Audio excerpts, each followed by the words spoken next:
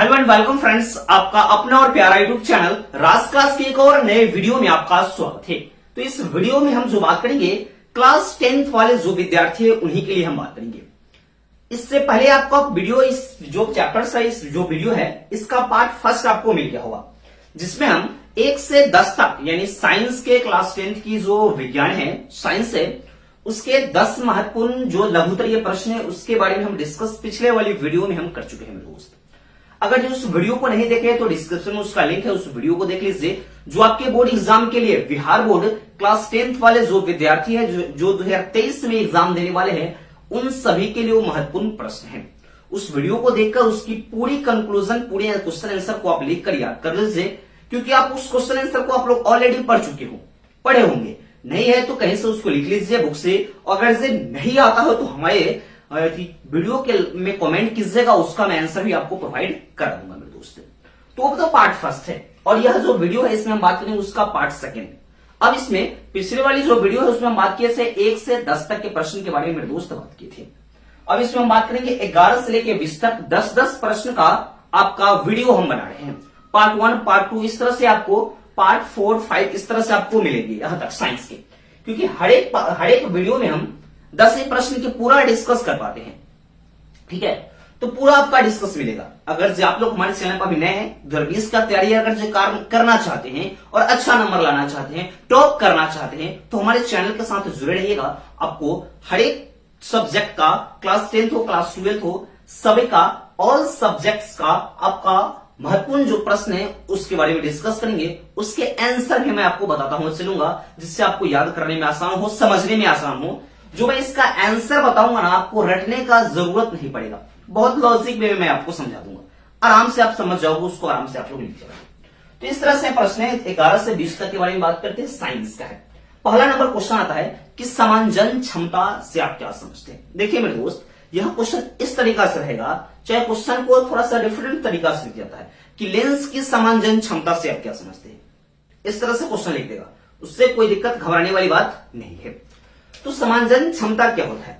तो लेंस की वह क्षमता जिसके द्वारा वो अपने फोकस दूरी को परिवर्तित कर, इसमें जो फोकस दूरी होता है ना, आंख में फोकस दूरी को परिवर्तित कर दृष्टि विस्तार कहने का मतलब कि जहां तक की वस्तु को हम देख सकते हैं, दृष्टि विस्तार में विभिन्न दूरी पर स्थित, अलग अलग दूरी पर जो बिंदु स्थित है, वस्तु स्थित है, उसका प्रतिबिंब कहां पे बनाती है? तो रेटिना पर बनाती है, समांजन क्षमता कहलाती है। फिर से समझेंगे समांजन क्षमता की परिभाषा कि नेत्र लेंस की वह क्षमता जिसके द्वारा वो फोकस दूरी को परिवर्तित कर दृष्टि विस्तार में विभिन्न दूरी पर स्थित बिंब का प्रतिबिंब हमेशा रेटिना पर बनाती है, उसे हम क्या कहते हैं? तो उसे समांजन क्षमता कहते हैं। इसका आंसर हो गया 11 नंबर का।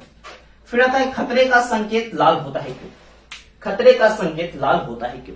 तो लाल रंग की किरणों का धूलकण कोहरा, इस पर इसका क्या होता है?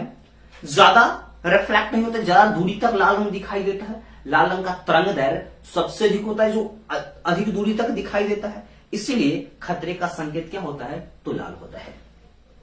फिर आता है तीसरा नंबर क्वेश्चन कि सूर्योदय या सूर्यास्त के समय सूर्य रक्ताभ दिखाई देता है क्यों?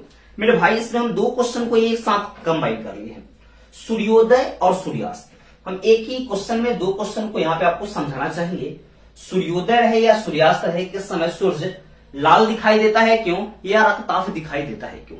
यह है यानी सूर्योदय सूर्यास्त के समय सूर्य प्रकाश वायुमंडल में अधिक दूरी तय कर पृथ्वी तक पहुंचती है। ठीक है, जो सूर्योदय सूर्यास्त जो अधिक दूरी तक उसका जो प्रकाश होता है ना, यानी सूर्य जो है वह अधिक दूरी तय कर उसका जो प्रकाश है ना, कहां पहुंचता है? तो पृथ्वी तक, वायुमंडल में पहुंचता है, जिससे होता क्या है कि नीला प्रकाश का प्रकीर्णन पूरा ब्रह्मांड में हो जाता है।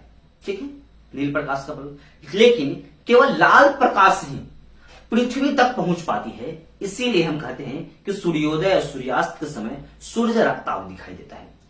अगर जो सूर्योदय सूर्यास्त किसी एक पूछेगा तो सेम आपको लिखना है, वो है डिफरेंस। ठीक है मेरे भाई, इस जो वीडियो में आपको समझा रहा हूं, इस वीडियो में आपको जो क्वेश्चन समझा रहा हूं, बहुत ही लाजवाब प्रश्न सब है, आपकी एग्जाम के लिए बहुत बहुत महत्वपूर्ण है मेरे भाई।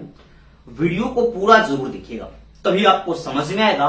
पार्ट 1, पार्ट 2 इस तरह से पार्ट 3, पार्ट 4 जहां तक संभव हो इसका जितना महत्वपूर्ण प्रश्न है, लघुत्तरीय, दीर्घोत्तरीय, सब प्रश्न को हम आपको डिस्कस कर देंगे, जो आपको थोड़ा सा भी तकलीफ नहीं होगा।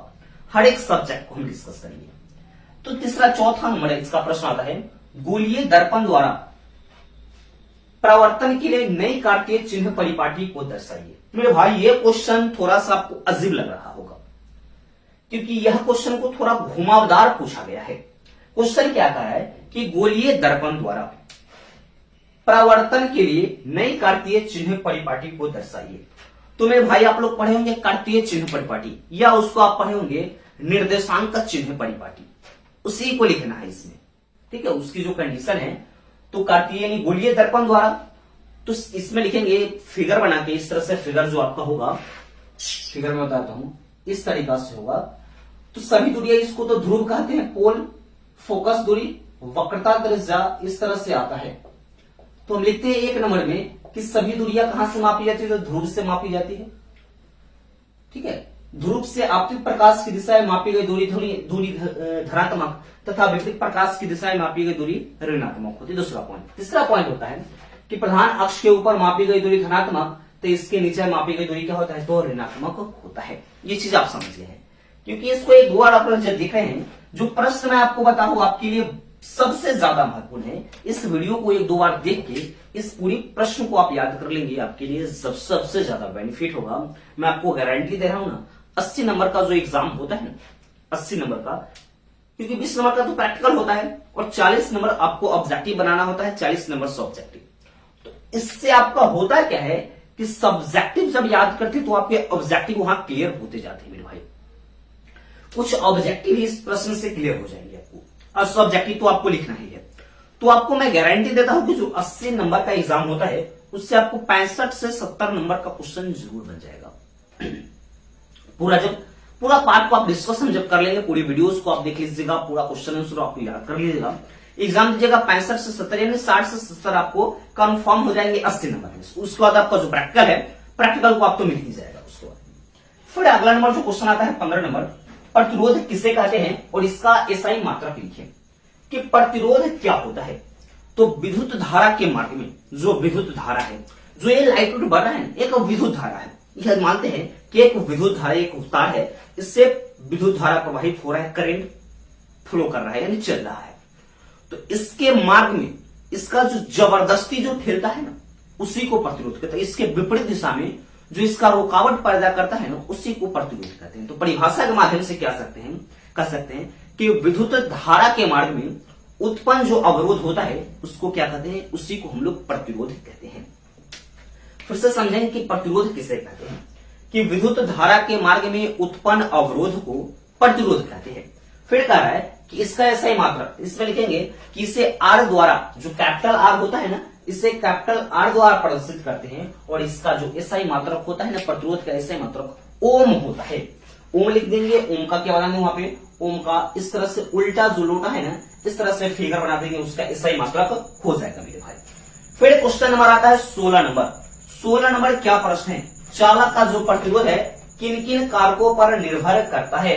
इस तरह से प्रश्न आपसे पूछे जाएंगे, या प्रश्न पूछे जाएंगे कि चालक का प्रतिरोध किन कारकों पर निर्भर करता है, अच्छा किन किन कारकों पर निर्भर करता है, उसके बारे में बताए। तो चालक की प्रकृति पर, अनुप्रस्थ काट के क्षेत्रफल, इस तरह से 2-3 पॉइंट है, उसको आप देख लीजिएगा, याद हो जाएगा अच्छी प्रकार से, क्योंकि ये सब आपका लघुतरीय प्रश्न आपके बोर्ड एग्जाम के लिए सबसे ज्यादा महत्वपूर्ण प्रश्न है। इसीलिए मेरे भाई हम डिस्कस कर रहे हैं, आपको बार बार कह रहे हैं कि वीडियो को पूरा देखिए। वीडियो को पूरा देखने के लिए हम क्यों कर रहे हैं, क्योंकि आपके लिए ही बेनिफिट है, क्योंकि हम बहुत परिश्रम करने के बाद इस तरह के क्वेश्चन को सेलेक्ट करते हैं, और बहुत रात को 12 बजे, 1 बजे, 2 बजे रात को मैं आपके लिए वीडियो शूट करता हूं, वीडियो बनाता हूं, जिससे आपको बेहतर मार्क्स आ जाए, आपको अच्छा मार्क्स आए, आप अपने क्लास में, अपने स्कूल में टॉप करें, जिला का नाम रोशन करें, और हो सके तो आप बिहार टॉप के, टॉप 10, टॉप 5, टॉप 20 में आ सकते, अपने राज्य के नाम रोशन कर सकते हैं। फिर आता है 17 नंबर, जो इसका प्रश्न है मेरे भाई, देखेंगे गौर से। कहते हैं कि चुंबकीय क्षेत्र से आप क्या समझते हैं। चुंबक के चारों तरफ का वह क्षेत्र, जो चुंबक कोई लेते हैं, जैसे कि इसका आकर्षण चुंबक है, इसके चारों तरफ का वह क्षेत्र जहां तक चुंबकीय बल रेखाएं कार्यशील होती है। चुंबकीय बल रेखा यानी इसका जो अट्रैक्शन, जो पावर जहां तक होता है ना, उसी को हम लोग क्या कहते हैं, चुंबकीय क्षेत्र कहते हैं। जिसको जहां तक की खींचने का शक्ति होता है ना, उसी को चुंबकीय क्षेत्र कहते हैं। आपका हो जाएगा परिभाषा। फिर अगला नंबर 18 नंबर जो प्रश्न आता है मेरे भाई, दिष्ट धारा और प्रत्यावर्ती धारा में अंतर लिखे। ये तो आप लिख लीजिए, क्योंकि सबसे ज्यादा महत्वपूर्ण यह जो प्रश्न है ना, लघु उत्तरीय में पूछता है और दीर्घ उत्तरीय में भी यह प्रश्न को पूछ देता है कि दिष्ट धारा प्रत्यावर्ती धारा में अंतर बताइए। इसमें कम लागत होता है, इसमें अधिक लागत होता है, इसमें कम लागत होता है, यह कम खतरनाक होता है या अधिक खतरनाक होता है। ठीक है, इस तरह से हम लोग लिखेंगे इसके परिभाषा। फिर आता है 19 नंबर क्वेश्चन। क्या है 19 नंबर? कह रहा है कि दो चुंबकीय क्षेत्र रेखाएं एक दूसरे को प्रतिच्छेदित क्यों नहीं करती है।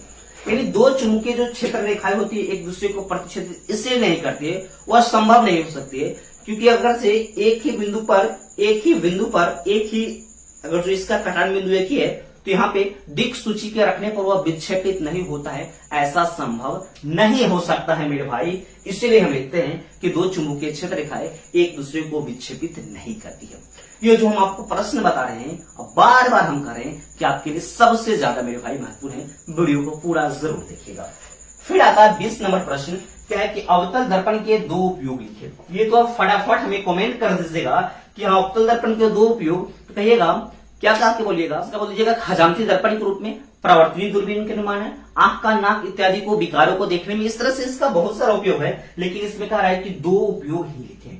ठीक है मेरे भाई, जो मैं आपको 20 यानी 10 प्रश्न बताया हूं, ऐसे तो पूरा प्रश्न आपके हो गए 20, दोनों पार्ट मिला के, पार्ट 1 और पार्ट 2।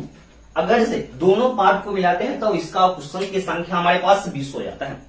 सभी को अच्छे प्रकार से लिख लीजिएगा और इसका आंसर आपको क्वेश्चन बैंक पे भी मिल जाएगा या किसी दूसरे जहां पे आप पढ़े हैं ऑफलाइन वहां से मिल जाएंगे। नहीं अगर से मिले हैं तो हमें आप कमेंट कीजिएगा डिस्क्रिप्शन में, यानी इसके कमेंट में कमेंट कीजिएगा, तो इसका आंसर का वीडियो हो सके तो आपके लिए हम प्रोवाइड मेरे दोस्त करा देंगे। इस वीडियो को आप जरूर 2 बार 3 बार करके देखेंगे, जिससे क्योंकि यह जो प्रश्न है ना इसका हम आपको आंसर भी यहीं पे समझा दिए हैं। आप हो सके तो वीडियो को वहां पे रोक रोक कर उसका आंसर को लिख लीजिएगा, जो आपके लिए बेनिफिट होगा मेरे भाई। इस वीडियो को पूरा देखने के आपको बहुत बहुत धन्यवाद पहले, और इस वीडियो को अपने सभी दोस्तों के पास एक बार जरूर से जरूर शेयर कीजिएगा, क्योंकि दोनों आपके जितने आपके फ्रेंड है सबको शेयर कर दीजिएगा, जिससे उनका बेनिफिट होगा, क्योंकि वो मन लगाकर पढ़ेंगे और जानेंगे कि अब तो एग्जाम का ज्यादा दिन बचा ही नहीं। अभी से मेहनत कीजिएगा तो आपको बेहतर मार्क्स आएगा, बहुत बेहतर आएगा मेरे भाई। ठीक है, इस वीडियो को अपने दोस्तों के पास एक बार जरूर से जरूर शेयर कीजिएगा। अगर से अभी तक हमारे चैनल पर आप नए हैं तो जल्दी से जल्दी सब्सक्राइब कीजिएगा। अब सब्सक्राइब करने का कारण क्या है वो भी हम बता देते हैं। सब्सक्राइब करने का कारण क्या है, क्योंकि आपको तो पास होना है 2023 में बोर्ड एग्जाम में क्लास 10th और क्लास 12th वाले विद्यार्थियों को। तो अगर ये चैनल को सब्सक्राइब नहीं कीजिएगा तो हम महत्वपूर्ण प्रश्न का वीडियो या जिस तरह का वीडियो जैसे हम डालेंगे आपके एग्जाम से रिलेटेड, तो आप सब्सक्राइब नहीं किया रहेगा तो आपको अब नोटिफिकेशन पहुंचेगा नहीं, उससे आप चूक जाएंगे, आपका मार्क्स थोड़ा कम हो सकता है। लेकिन वीडियो को जैसे ही चैनल को जैसे ही आप सब्सक्राइब करके रखते हैं, जैसे हम वीडियो डालेंगे उसका नोटिफिकेशन आपके पास मिलेगा और जल्दी से आप उस वीडियो को पूरा देखेंगे और उसका बेनिफिट पूरा से पूरा आनंद आप लेंगे उस वीडियो का। ठीक है मेरे दोस्त, तो मिलते हैं नेक्स्ट वीडियो में, तब तक के लिए जय हिंद।